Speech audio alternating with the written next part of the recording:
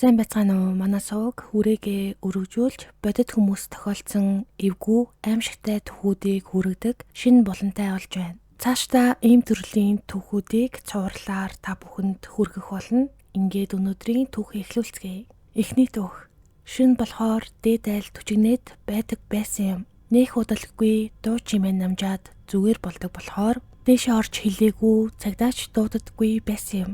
Яг юу болоод байгааг мэдэгдэхгүй ч юм унаад байх шиг төс гин хаяа хүмүүс ярилцаад эсвэл зурагт гараад байгаа юм шиг л байдаг байсан. Шүн болгон л дуу чимээ гарна. Үсрээд л 10-аас 20 секунд болоод чимээгүй болдог болохоор хүүхэдтэй айл юм байх гэж боддог байсан. Уржигдэр харин дуу чимээ нэгсээд бас нэлийн удаа дуу чимээ гаргаад байсанд унтаж чадахгүй гарч хаалгыг нь тогшохоор дээшээ шатаар явж байхад харанхуй орцонд хүн гаранд хүрээд бол гээд байх шиг сонин мэдрэмж төрсөнд би чинь мэдрэмжимдээ маш их итгэдэг болохоор дээшээ өөрөө гаралгүй цагдаа дуудахаар боллоо. Гэхдээ заримдаа би ийм мэдрэмж авдаг юм хүн хүрээд байх шиг бол хэрэггүй үгүй гээд болиулах гээд байгаа юм шиг мэдрэмжлэлтэй. Тэр мэдрэмжиндээ би бат итгэдэг хүн. Цагдаа бараг цаг болж байж ирсэн байх. Тэгсэн ч дээд айл түчигнээдлээ. Цагдаа хаалгыг нь тогшиж байгаа нь сонсогдсон. Хит хитэн хүчтэй нүцэнд хажуу айлынх нь эрэгтэй хүн гарч ирсэн байх. Юм яриад байх шиг болоод буцаад бууж ирсэн. Цагдаа надад хэлэхдээ дээд айлд хүн байхгүй. Ганц эзэнтэй байсан нь 3 жилийн өмнө бурхан болсон. Одоо энэ байрны эзэн гэж хүн байхгүй болохоор улсад очсон. Зарах гээд зар тавьчихсан байгаа гэж хэлсэн гин. Гэхдээ шүн болохоор л толгой дээр түчигнээд юм яриад зурагт дуугараад байдаг чимээ хിവэрээ. Би бүр бичлэг хийсэн л дээ. Бичлэг дээр дуугараад байгаа хэрнээ хөнгүү 3 жил болсон байр гэдэг. Цагдаач бич яхаа мэдхгүй болчихсон. Тэгээд өчигдөр удмын бүү ах дээрээ очиж ийм юмнаас айгаад байна гэхэд шууд дээдсээ буулгана гэд бид хэд нэлээд орой болсон үед өвөөгөө буулгасан юм. Балчрууд амруу гэд юм ярьж агаад за би мэдэж байна. Наашаа ойртоод суугээд намайг дуудаж суулгаад нэлээд удаан толгой илж байгаад муухай юм байна. Муу санаатай муу юм байна. Чамайг оруулж ирэх гээд хичээгээд байна. Шүн болохоор дуу чимээ гаргаад чамайг уурлуулад оруулж ирээд чамд муу юм хийх гэж байна гэж хэлсэн. Танаа гэрт орж чадахгүй байгаа нь учиртай. Чиний 2 нохоо хамгаалж байна гэсэн. Харанхуй болох үед хоёлаа миний хөл дээр гарч хөвтээд ер нь хажуугаас холдохгүй болчихсон юм. Уул нь өөрсдийн орон дээрээ сэрүүхэн сэлүүхэн татвартай байсан юм. Тэр орой намайг гарах гэхэд хоёулаа гаслаад хуцаад байхад нь чимээгүй орой болчихсон байхад гээд би загнаад тоохгүй гараад явсан л та. Тэгсэн гаранд хүрээд бол гээд байсан нь манай бурхан болсон юмээ байсан юм байна гэсэн. Хамаг хүчээ шавхаж чамайг тэр өдөр хамгаалжээ гэж бас хэлсэн. Одоо тэгээд яах вэ гэхэд босгон дээрээ харуу бүрүй болох үед дав сасгана. Тэгээд гэрээсээ гарах хэрэггүй гэж л хэлсэндээ. Урд шүн бас л түчигнээд байсан. Гэхдээ нэх айс юмгүй унтаад өгсөн байлээ. Тэгэж байгаад өөрөө алга болно гэж хэлсэн болохоор өвөөдөө итгээд 2 нохоондоо итгээд айхгүй байж бай гэж надад загсан та хэмээн битсэн байна. Одоо ингээд 2 дахь түүх рүүгээ орцгоё. 10 дугаар хороололт 5 жилийн өмнө ёстой амар 2 өрөө түрээсэлсэн. Төрөх төвчгсөн байсан болохоор нөхөр бит 2 яаралтай эгчийнхэн байрнаас гарч өөр байранд орох шаардлагатай болсон юм. Зар харж байгаа л баахан утастаж байж нэг байр оллоо. Өвөл байсан болохоор байр олдохгүй байсан. Тэгэл очоод үзлээ. 9 давхарт хэрнээ модон шалтай. Хуучны сургууль имлэг шиг нарийнхан шар модон шалтай. Явхаар амар дуугарна. За тэр ч яах вэ? Тэгээд анх босог давснаас эхлээд л нуруугаар хүүт дагаад л нөхөрч шалавхан нүүхийн түүц болцсон байсан. Орхуул гэж байна. Би ч дотроо дургүйч байр олдохгүй байхад гээд л орёол гэлээ. Анх ороход аргал арц хомоол гээд 9 шидийн юм байсан. Нэх тоогоогүй.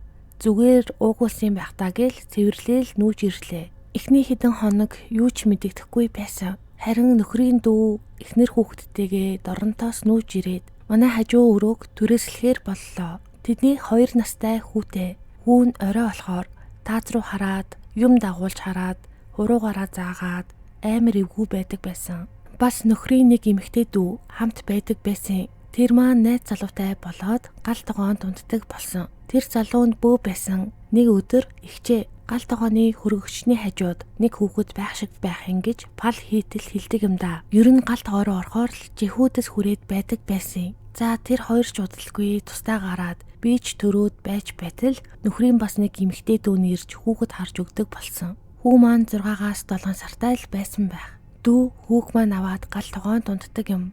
Хүүхэд байн гуйлаад болдоггүй байсан. Нэг шөнө дүү бүр царайн сонирн болсон. Хүүг тэврээл ороод ирсэн. Яасан хийсэн гэсэн чинь гал тогооны ханан дээр хүний дүрс гараад нилээн удаж байснаа. Утаа болоод өрөөнд дотор юу ч харагдхаа болцсон гэсэн. Ер нь олоолаа байсан болохоор тэр үедээ эвгүүрхээ дөнгөрсөн. Бас нэг удаа нөхөр орон дээрээ хөлөө ачаад твтэж байхад нь би зэрүүс хажуу тишээ хартал хөлн дээр нь 8-аас 10 настай гэмээр юм уу хүүхэд сууж байсан.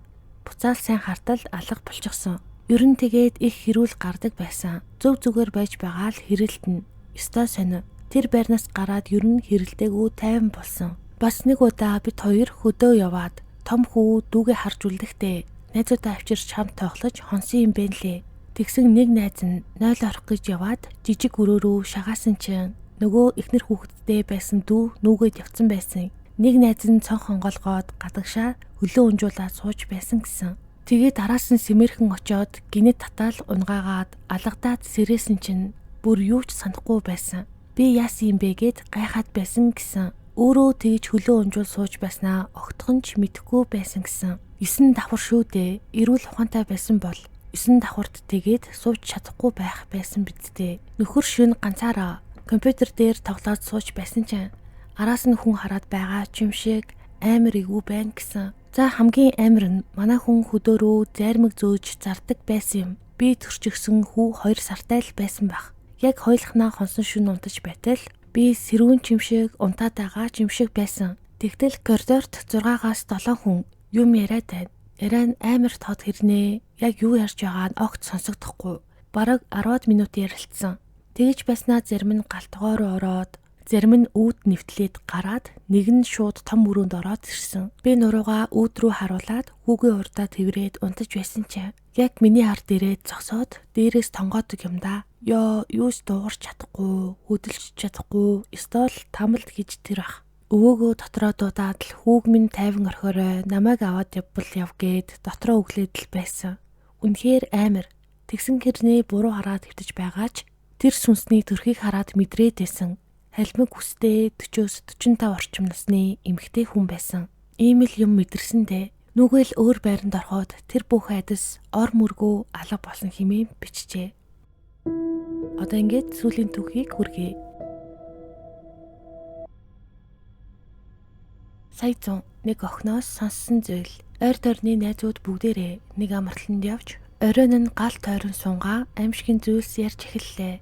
Би ч гэсэн өмнө нь сонсож үдэж байсан эвгүй түүхүүдээ ярьж сууж байтал тэнд байсан охидын нэг болох эм гэдэг охин өөрт нь тохиолдсон аимшигтай явдлын талаар ярьсан юм. Солонгоо охин маш царайлаг, өвөрмөц төрхтэй байсан. Монголд солонгос хэлний багш орчуулагч мэргэжлэр төгссөн бөгөөд магистрт сурахаар Сөүл рүү явсан байж эхэндээ ажил гэр хичээлгээд бүх зүйл хэвийн сайхан байсан гэсэн. Гэр нь метроны буудлаас холгүйч орой өдөж болоход нэлийн эвгүй мэдрэмж төрүүлдэг нам гүм газар байжээ. Түрээс нь хэмт болохоор нэг игнээ байрлсан. 3 хуучин орон сууцны нэгний 4 давхарт нь амьдрдаг байсан гин. Нэг орой нэлийн ширүүн бороо орж байхад шөнийн 3 цагийн үед цонхоороо зүгээр л гадаа хараад сууж байтал доор нь хар сарвчтай малгай өмссөн масктай залуу яг байр руу бүр яг түүний цонх руу ширтээд зогсож байсан гин. Эхэндээ солонгоо нэг их тоогоогүй аж магадгүй хайртай хүнтэйгээ муудалцаад гэрийнх нь гадаа уучлал гуйх гэж байгаа юм байлгүй гэж бодоод унтаад өгч. Гэтэл 2-3 хоногийн дараа дахиад л шөнийн 3 цагийн үед унтахынхаа өмнө цонхоо онгойлгон тамхи татах гэтэл өнөөх залуу яг тэр газраа зогсож байсан гин. Энэ удаад солонгоо нэлийн гайхаж өөрийг нь харж байгааг анзаарахгүй байх гээд буланд хэсэг зогсоод ажигласан байна. Гэрлээ унтраагаад хэсэг байж байгаад буцаад цонхон дээр очтол нөгөө залуу аажмаар эргээд алгасаар харанхуй руу алга болсон гэв. Маргааш өглөөн нь солонгоо ойр хавийн дэлгүүр хоолны газрын хүмүүсээс асуутал хойд байранд дэдэг залуу байгаа юм. Жаахан сэтгцийн асуудалтай. Гэхдээ гим хоргүй. Ээжтэйгээ амьдардаг. Хүн амьтан дагаж айлгаад байдаг юм гэж хэлсэн байна. Тэрийг сонсоод Солонгоо тайвширчээ. Азийн орнуудад иймэрхүү сэтгцийн асуудалтай хүмүүс их байдаг гэж бодоод нэг их тоогоогүй гин. Гэтэл нэг өдөр найзтайгаа орой болтолд сууж байгаад шүн дунд гэртээ хайрч явтал гудамжинд нь бараг хүн байхгүй. Шуургатай хүүтэй орой байсан гэв. Алхаж явтал нүднийх нь буланд хүн харагдсан тул сайн хартал өнөөх масктай залуу замын хажуу зогсоод яг хөрийг нь хараад байж байсан. Солонгоч эвгүй мэдрэмж төрөөд алхах хурдаа нэмтэл араас нь мөн адил хажуухан дагаж эхэлжээ. Тэгэхэд Солонгоо айсандаа гүйж байрлуугаа орон хаалгаа төвжээд цонхоор хартал нөгөө залуу доор нь зогсож байсан гэв. Солонгоо айсандаа цонхоор цагдаа дуудлаа шүү гэж оролтол залуу эргээд явчихсан байна. Маргааш нь Солонгоо айгаад найзаагаа дуудан хамт хонсон бөгөөд тэр шөнө өнөөх залуу ирээгүү тул магадгүй цагдаа дуудан гихт нь айсан байх гэж боджээ. Гэвч нөгөөдөр нь ганцаараа хонох үед шөнө дунд цонхроо жижиг чулуу ч юм уу ямар нэгэн зүйл шидэж байгаа чимээ гарсан байна. Тэгээд Солонгоо гэрлээ асаагаад цонхороо хартал өнөөх залуу доор нь зогсож байсан гэв. Солонгоо айсандаа гэрлээ унтраатал нөгөө залуу шууд байрны орц руу орчихсон байна. Тэр үед Солонго бүр сандарч шууд цагдаа дуудаад хаалгаа төвжин чичээр суутал эхлээд хаалгыг нь аяархан тогшиж байснаа. Зүйлдээ хүчтэй балбаж бүр эртээ зүйлээр хаалгыг нь зурж эхэлсэн гин. Цагдаа аз болж хурдан ирж өнөөх залууг барьж аван саатуулжээ. Маргааш нь цагдаагийн газарт очиод тэр залуу олон жил сэтгэл мэдрэлийн эмнэлэгт хэвтэж байсан. Одоо ч эмчийн хяналтанд байдаг. Тухайн үедээ бидээ хутга авч явж байсан. Аюулгүй байдлын үднээс дахин эмнэлгийн хяналтанд оруулсан гэж хэлжээ. Үүний дараа Солонгоо арай гэж тайвширч амьдрал нь хэвэн болж эхэлсэн. Гэтэл бараг 2 сарын дараа нэг цонхоор харахад өнөөх залуу дахин доор нь зогсож байсан гэв. Солонгоо шууд цагдаа дуудсан бөгөөд энэ удаа залуу орц руу норолгүй зүгээр зогсож байгаад цагдаа нарт баригджээ. Маргааш нь цагдаа нар Солонгоод тэр залуу эмнэлгээс оргосон байсан.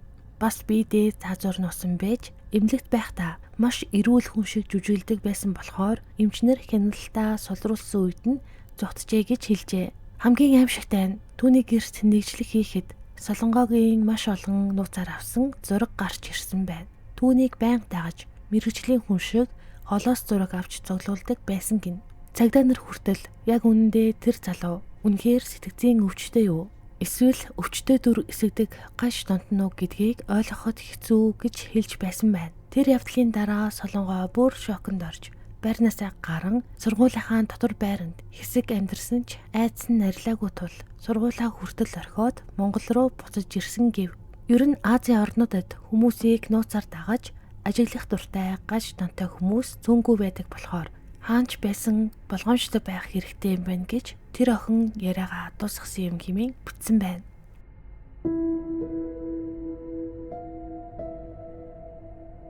Өнөөдрийн дугаар энэ түрээд төгсөж байна. Дараагийн дугаараар уулзтлаа түр баяртай.